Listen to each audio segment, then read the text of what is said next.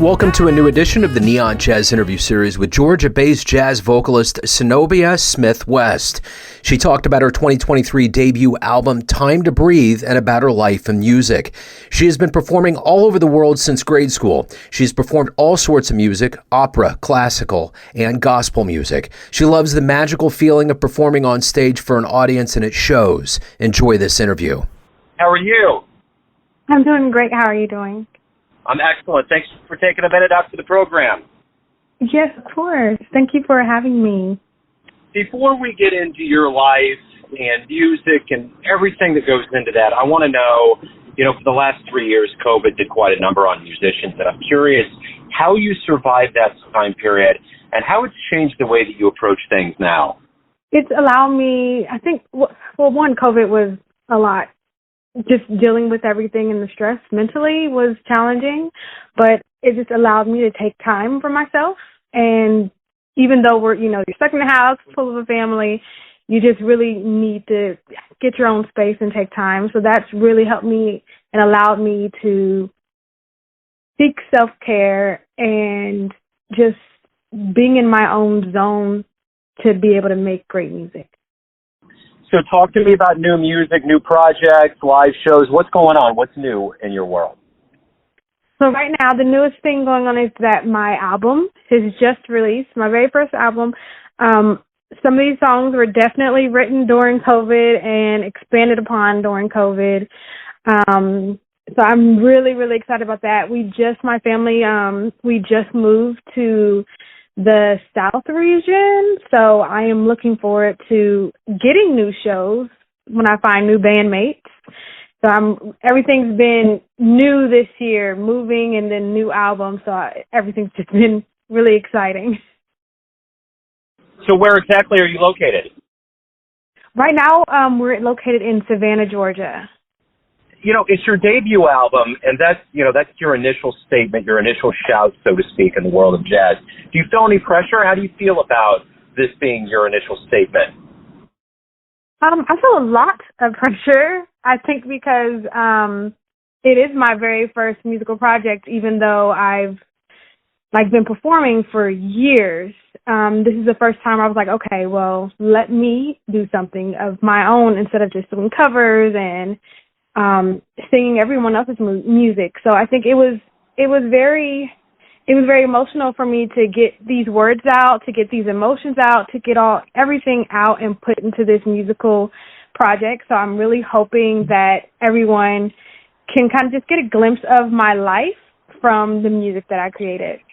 So you have been performing live since grade school. You said you've been at this for a long time. So take me back to where you were born and raised, and kind of the family dynamic and how music became your life. Yeah, so I was born and raised in Columbus, Ohio. It started just at home with my mother and harmonizing with my grandmother. We would just love singing show tunes and doo-wops. I can remember even listening to Jackson 5.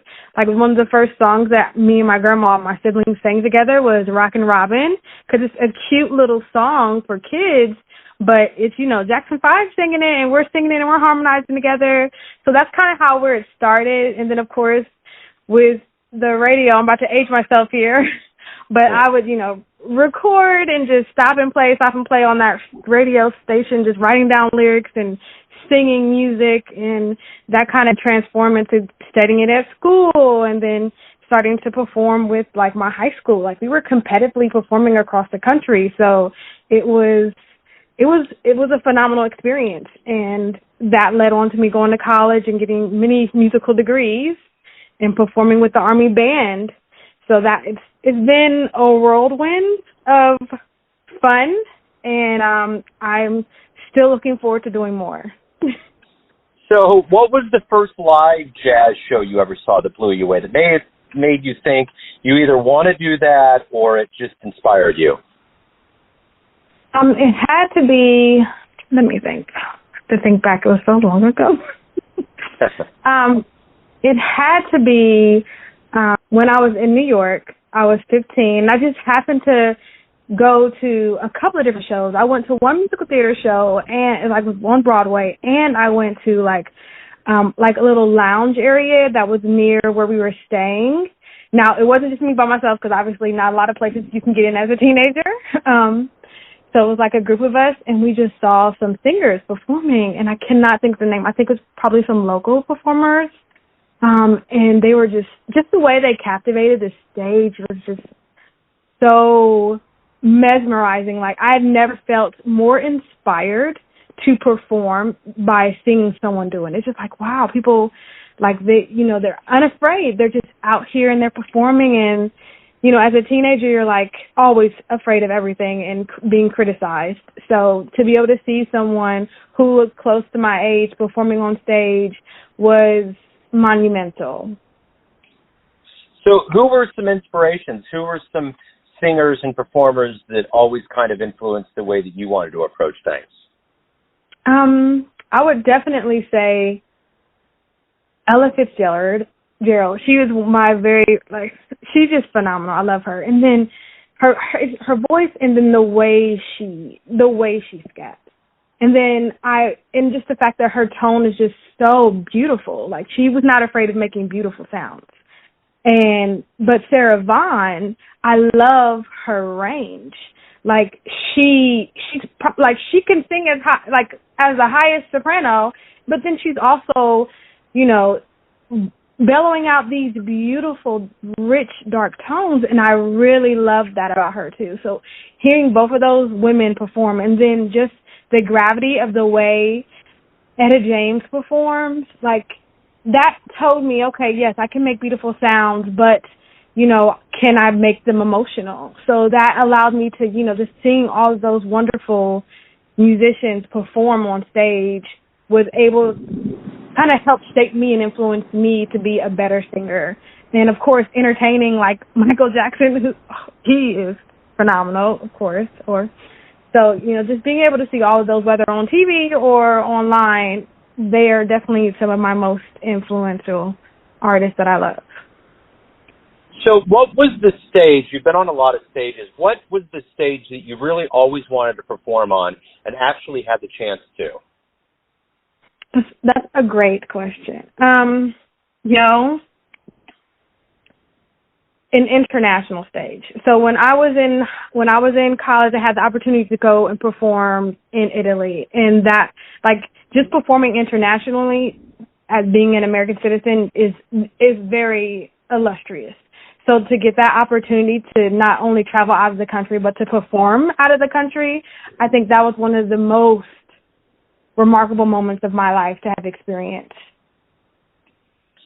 So of all of the aspects that go into being a singer or a musician, you got the recording and you got production and you have promotion and just live shows, all these things. What is it that you like the best about this process? All of it. All of it has been exciting. Like, I was just telling my family how I feel like it's my birthday. I'm releasing music and I feel like it's my birthday because it's just so much going on. You feel like it's such a special moment where you're giving yourself away and you're sharing yourself with people. So it was a great production process. Like, working with Plaid Dog was so amazing. They were so friendly, and their musicians I work with professionals, but I'm like, wow, you guys are top tier. Like, this is phenomenal. And then just being kind, because, sometimes musicians, they're just all about the music and aren't really personable. So just being able to see that was very inspirational, too. So, honestly, doing this whole process has been so amazing for me. The thing that's interesting about, releasing albums and me, from my perspective of looking into this, is that I think about Samara Joy. I interviewed her about a year ago, and now she's just a superstar. Like, she is, like, talked about all over the place. Things really took off. That was her debut album really launched her into everything. So I'm curious with you, as you look at this debut album and the future ahead, let's say we talk in like 2 or 3 years from now. What are you going to want to tell me has happened? What are you looking for? What are you hoping happens in response to this album and as we move into this post-pandemic period of our lives? Oh my goodness, that's such a great question. So, Samara George, she is fantastic, and I would, what has happened so far for her, I would definitely say is a dream. That would be something I would be floored if it happened to me. So in 3 years, I would love to say that, my music, it made it on TV and film, and I've managed to snag a Grammy in songwriting, or even, in best jazz song. That would be something that would be out of this world to me. That's definitely a goal, definitely where I'm trying to work towards. But yeah, that's what I would say if I was in 2-3 years, if we happen to talk again. So everyone out there, we all have different bubbles of people that exist in our life, from family to friends, your fans, but ultimately you're in control of your life. What's your perception of you? Who do you think you are? Ooh, now this is a tough one.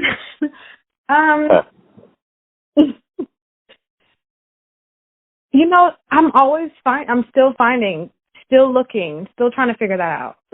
If I had to identify myself, I would identify myself as a professor. I would identify myself as a performer, as a vocalist, as a jazz artist, as a songwriter. I would identify myself as someone who is a lover and creator of art. So that's a tough one. That answers your question. Yeah, it did. Yeah, you totally answered it. So tell everybody the name of the new album, when they can get it, anything related to your world, live shows, where can they go? Yes, so you can go anywhere. It is out right now. The EP is called Time to Breathe, by me, Senobia.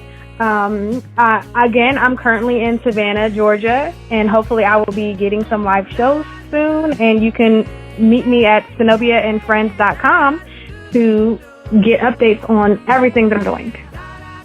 Wonderful. Senobia, hey, thank you for taking time out. Best of luck on the debut, live shows, everything as it unfolds for you. Thank you. Thank you so much for the opportunity to speak with you today. Thanks for listening and tuning into another Neon Jazz interview, where we give you a bit of insight into the finest singers and minds in Savannah, Georgia, Kansas City, Missouri, and spots all over the world, giving fans all that jazz. And thanks to Senobia for her time, music, and story. If you want to hear more Neon Jazz interviews, you can find us on Spotify and Apple Podcasts. Subscribe to us at YouTube. For everything Neon Jazz, go to theneonjazz.blogspot.com. Until next time, enjoy the jazz, my friends.